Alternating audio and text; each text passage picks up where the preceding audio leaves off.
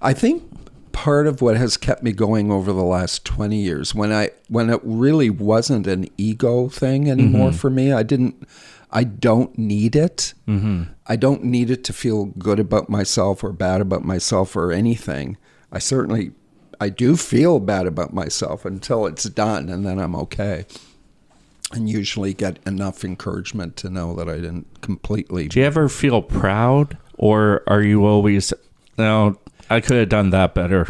I'm always, I could have done that better. Me too. I never feel proud about what I do. I never feel that I accomplished it. Yeah. It's like chasing the, what is it, dragon's tail or something? Yeah, the perfection dragon's tail. But looking back, there have been moments where I think that was good. I think I did a good job on that. One of them was Annie. That was also for St. John Theatre Company.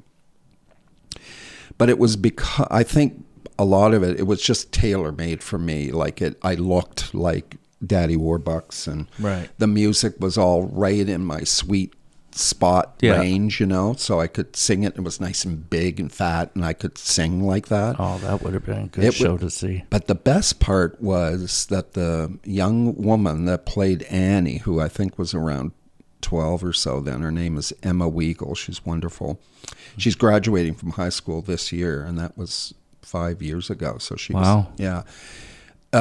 was so giving on stage that it was really... We had moments on stage like that rarely happens, where it's so real that I actually my eyes were welling with tears on stage, hugging her and talking to her about her breaking down my all the self-protective layers that the character had built up. Yeah. But she as a actress was able to do that for me as an actor. It was golden. I still think back, wow, that was so fun. And another one that springs to my mind around the same time was playing Uncle Fester for the Addams Family. And it was so fun doing that show. And I had really good funny lines, which I love. Yeah. I love making people laugh on stage. And I had a beautiful song, but one of the nicest songs in the show, nice big showed off my voice. And he was just an oddball. And I kind of feel like an oddball. Like he was me. There were parts of him that were me. And there were parts of me that were Daddy Warbucks too. Two totally different ways. But the oddball outsider, following your heart, even when it doesn't seem smart. Yeah. That's Uncle Fester, and that is sadly, or unsadly, that's me too. Right. Me too. I can relate to that big time. Yeah. Those sound incredible, though. Well, those shows would have been real. I wish I had seen them. Yeah. Well, I wish I'd seen them too. I would like to. But my kids are usually very, they're extreme. They're very,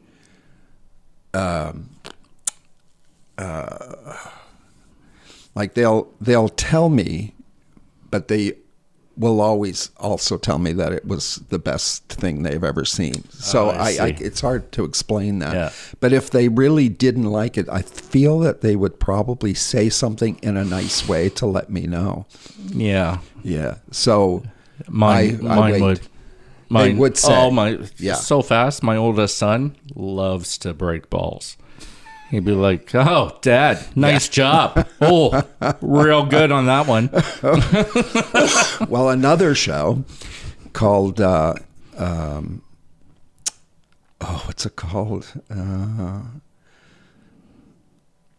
You've done so many. I've done so many, but this one is one of my absolute favorite shows. And I had seen it. KV Players had done it, and I cried all the way through. It was so beautiful. Something Eden? God? I can't remember.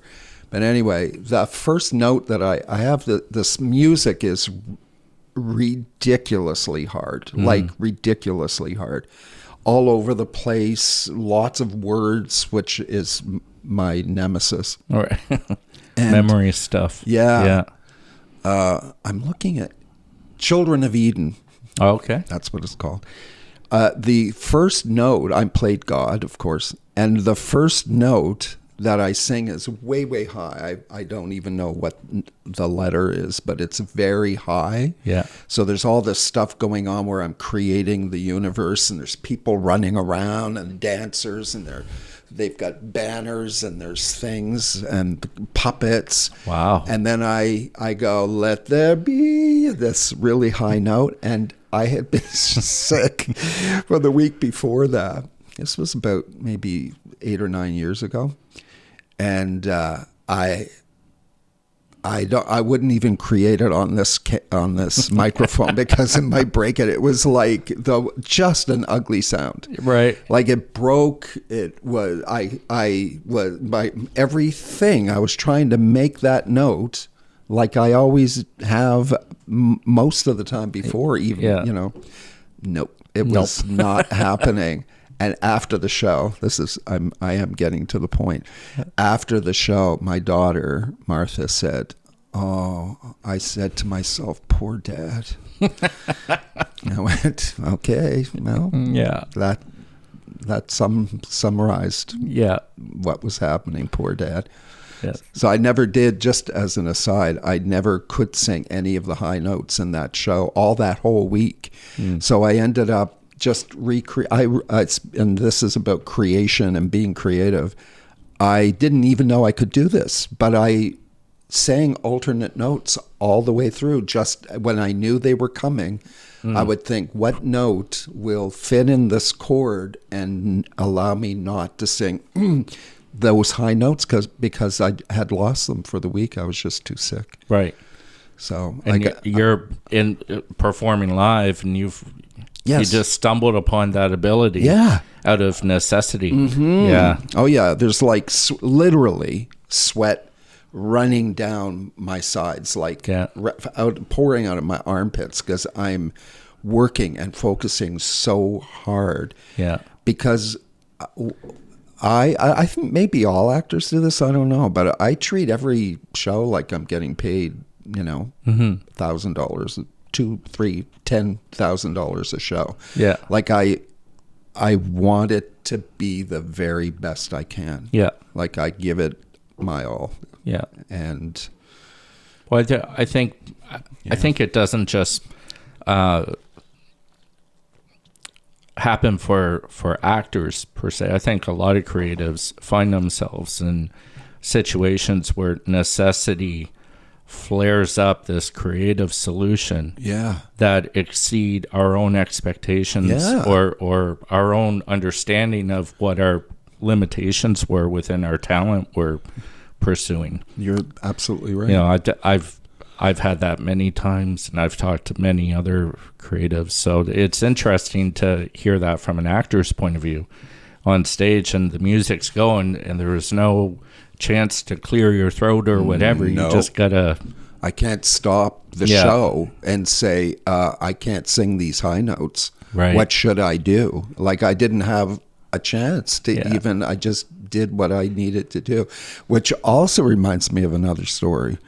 And that again, it goes back to Annie. And there was a new song in the production that they did that isn't in the movie. Okay. And it isn't on the original Broadway cast, which is how I learn music because I can't read music. Right. And so they sent me a track, and I was trying to learn it. And it was really hard because I didn't have a vocal to reference. Mm-hmm. And but I thought I learned it, but I was singing like literally, Brian, like every effing day. I would be walking, probably sang it at least a dozen times a day for weeks, and I would never remember it. I'd always get stuck on a line, and it was really freaking me out because I could not get it. That gets the anxiety going. Yes, and it builds on itself. Yeah. The night opening night, I was on stage and they were using pre-recorded music. So now there's even less chance of being like they can't follow me. They're just it's a track. It's just playing. Yeah. And the song started, and as I live and breathe, I had no idea what the words were or how the melody went.